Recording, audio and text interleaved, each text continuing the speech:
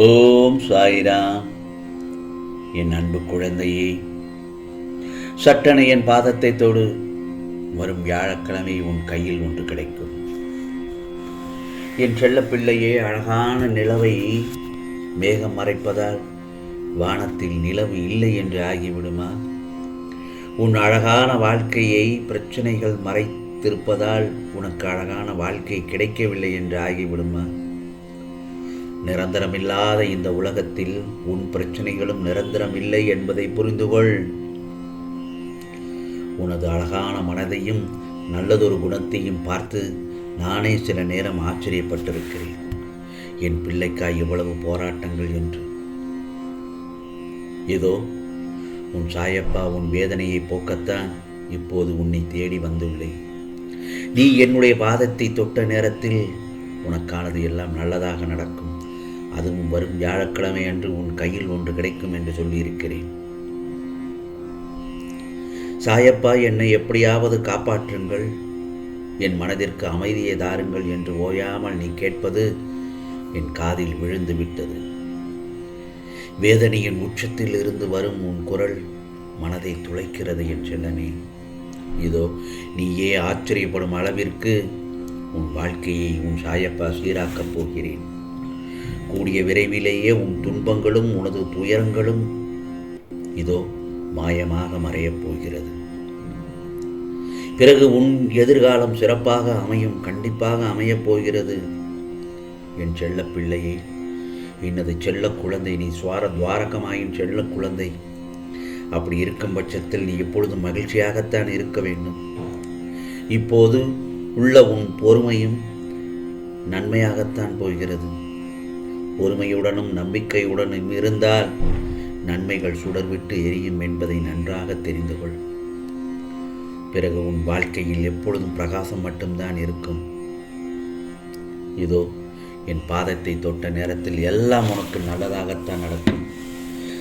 எல்லா இடங்களிலும் உன்னை துரதிருஷ்டம் துரத்துகின்றது என்று நீ சில இடங்களில் என்னிடம் நினைவூட்டுகிறாய். அது முற்றிலும் தவறான செயலாகும். அந்த எண்ணத்தை முதலில் உன் மனதிலிருந்து தூக்கி எறிந்துவிடு.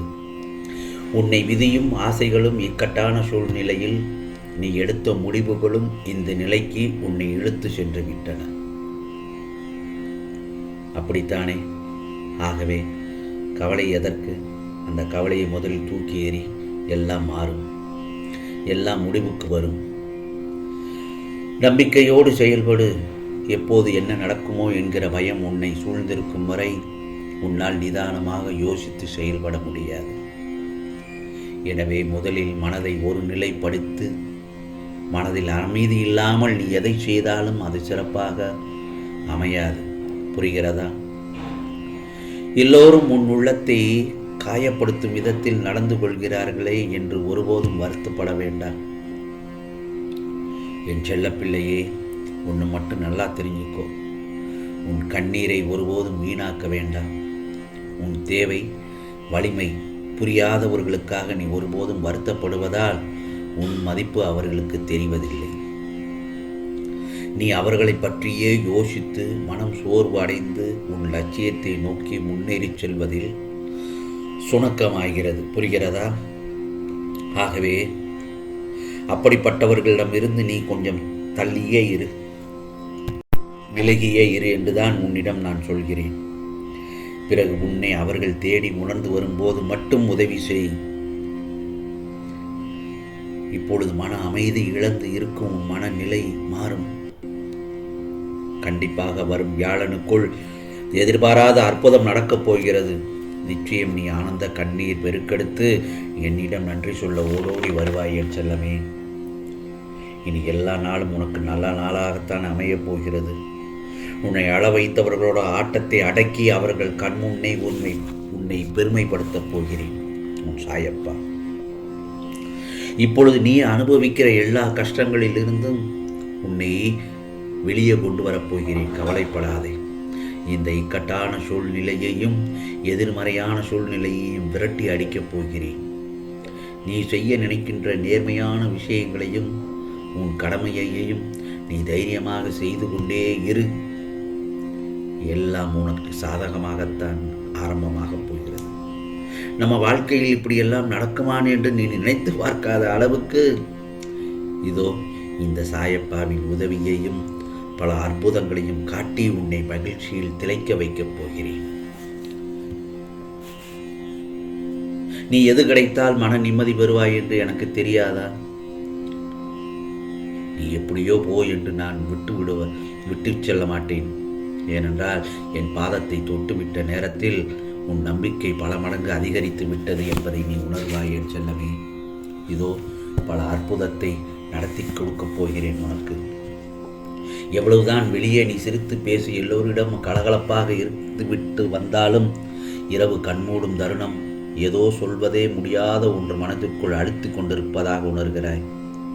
உன் மனதை குழந்தையின் மனதை போல லேசாக வைத்துக்கொள். உன் மனதை அழுத்தும் பிரச்சனைகளை தீர்க்க நான் அதிவேகமாக வேலை பார்த்து கொண்டுள்ளேன். எல்லாம் காணாமல் போகப் போகிறது என் செல்லமே. உன் எதிர்பார்ப்புகளை எல்லாம் உன் சாயப்பா நிச்சயமாக நிறைவேற்றுவேன். ஆகையால் எதற்கும் அவசரப்பட்டு கோபத்தால் உன் மீது அளவு கடந்த பாசம் கொண்ட உறவுகளை எல்லாம் இழந்துவிட வேண்டாம். சாயப்பா, எனக்கான நேரம் எப்போது வரும் என்று ஒவ்வொரு முறையும் என்னை வணங்கும் போது கேட்டாய் அல்லவா என் செல்ல பிள்ளையே, அந்த நேரம் உனக்கு தொடங்கிவிட்டது. இதோ உனக்கான அற்புதங்கள் நடக்க ஆரம்பித்து விட்டது. போதும் அப்பா துன்பம் என்று மன்றாடினாய் அல்லவா? இனி துன்பம் என்பது உன்னை கண்டு அஞ்சி ஓடிவிடும். கவலைப்படாதே. என் பாதத்தை தொட்ட தருணத்தில் வரும் வியாழக்கிழமைக்குள் நிச்சயமாக உன் கையில் ஒன்று கிடைக்கும். நீ அனுபவித்த பலவிதமான சோதனைகள் எல்லாம் இனி உன்னை திரும்பி கூட பார்க்காது. இனி உன் காலடி படும் இடமெல்லாம் அதிர்ஷ்டம்தான். ஆம் செல்லமே, இதோ உனக்கான மிகப்பெரிய வெற்றி காத்து கொண்டிருக்கிறது.